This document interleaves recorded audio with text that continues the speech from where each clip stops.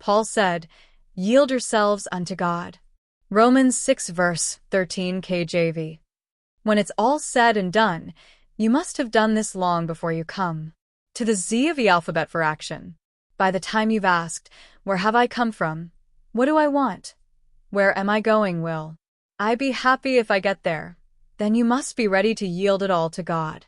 By the time you get through the X-ray, you may find out that you've been running after the world but neglecting your own soul. Jesus said it, "For what will it profit a man if he gain the whole world and loses his own soul?" Mark 8 verse 36. Yield yourself to God because you're very close to the Z, and the Z is the end. The late Senator Hubert Humphrey said to me, shortly before he died, that he wanted to come to the end of his life with pride behind him, love around him, and hope ahead of him. How will you come to your end? What will it be like? After life, what do you take with you? If you leave it behind, who gets it? I met a man on a plane. I did not recognize his face, though his name is a household word. He said, "Dr. Schuller, I want to tell you, I like you on television." I said, "Thank you. My wife and my mother never miss you either." "Thank you." He said, "My name is Bear Bryant." I said, "It's always super to meet a great Christian." He protested, "I'm not sure I am a Christian." I asked, "Well, don't you believe in Jesus?" "Yeah, I believe in Jesus, sure. Why do you think you're not a Christian?" "Well," he said, "first of all, I don't have the feeling. These born-again Christians have a feeling that I don't think I have. I've talked to Billy Graham, I've talked to Oral Roberts, and I'm talking to you. I still don't have that feeling. And a second thing bothers me," he said. "There are some things in the Bible I just cannot understand. It says in the Bible that this prophet sent some hares to eat up some little kids. I don't think God would want a bear to eat up little kids." I said, "What else?" He said, "The third thing is I do some things I shouldn't do. Like smoking, I shouldn't smoke if I am a Christian." I said, "Coach, I want to be your coach on the spiritual plane. A Christian is not somebody who understands and believes in every word in the Bible. That's not the definition of a Christian. When you get to heaven, God isn't going to ask, 'Do you believe in every word in the Bible?' That's not the judgment. I think Christians all believe the Bible is the word of God, but there may be some things they have difficulty understanding. You're not saved by the book, you're saved by the blood. Also, Christianity isn't a feeling, it is a faith. I'd have to agree with you, I've never had a moment when I would say I was born again in the sense that one day was black and the next day white. I never had that. Christianity is faith, not feeling. Finally, being a Christian is surely not a matter of being a perfect person. I have my sins, too. I'm not perfect." He said, "I wish I knew that. If the end were to come, I would go to heaven." I said, "Well, I can help you there." I took a piece of paper and wrote Jesus' promise. "The one who comes to me I will by no means cast out." John 6 verse 7. I said, "Look at that, Coach. That's a promise Jesus made. I know that when my end comes, I will step into the sunshine and not into the darkness. There will be eternal daylight, not eternal darkness, for me. I believe in heaven. If I believe in a yes, there's got to be a no. If I believe in light, there's got to be darkness. If I believe in heaven, there has to be a hell. Not everybody's going to heaven, Coach. When I go there, I'm going to be carrying in my hand and my heart this promise of Jesus. The one who comes to me I will by no means cast out. Jesus is my friend. He would never turn a friend away. Do you believe that?" He said, "Yes, sir." I drew a straight line and dated it. I said, "Okay, Coach, sign it." He looked at the paper and said, "Well, I don't know if I can be sure if I should sign that or not today." I said, "I can't be sure that this plane will land either." He said, "I'll sign it. Yield your life and your problems to God. Once you've given God control of your life, it won't be free from difficulty. God has not promised that our skies will always be blue, but He has promised to see us through. My daughter Sheila gave her life to God years ago. Her life has been full, a fulfilling career, a loving husband and 2 delightful boys, Jason, 2, and Christopher, 3 months. Yet her life had not been free from tough times.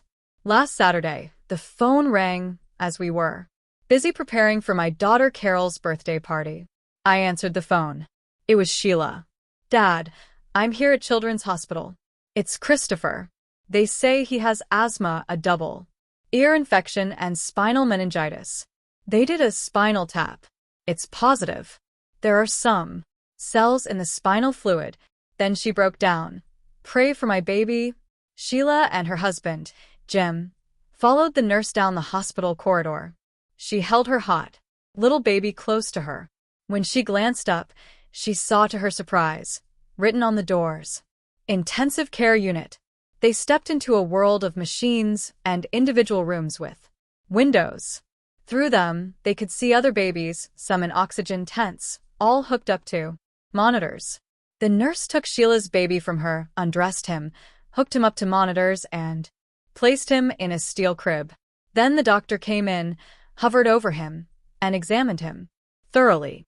The primary doctor said, "Mr. and Mrs. Coleman, we will be starting and 4 with medication for the asthma and antibiotics for the infection and meningitis. My suggestion to you is to go home and get some rest. Your baby will need you more tomorrow than today." So Jim and Sheila went home, leaving Christopher in the care of his nurses. They went home to their toddler Jason, who needed them too. But when they stepped into their home, it felt strangely empty. When Jim went down the hall to tuck Jason in for the night, he glanced in the empty nursery. He went in and placed Christopher's little blue Bible in the empty crib. As Sheila picked up the toys Jason had left around, she felt a pang of emptiness. When she looked at Christopher's empty infant chair, oh, how she missed the big, beautiful smile of her little butterball. As she went to turn out the lights, she decided to leave on the light that shines over the picture of Jesus in their family room. The next morning, Sheila awoke suddenly and remembered the empty crib down the hall. She thought of her baby in the hospital and ached to hold him. The clock said 4:30, but Sheila was unable to sleep. She went downstairs. Looking at her picture of Jesus, she prayed, "Lord, I need to feel you. I need to feel that you are real." In her mind, he spoke to her.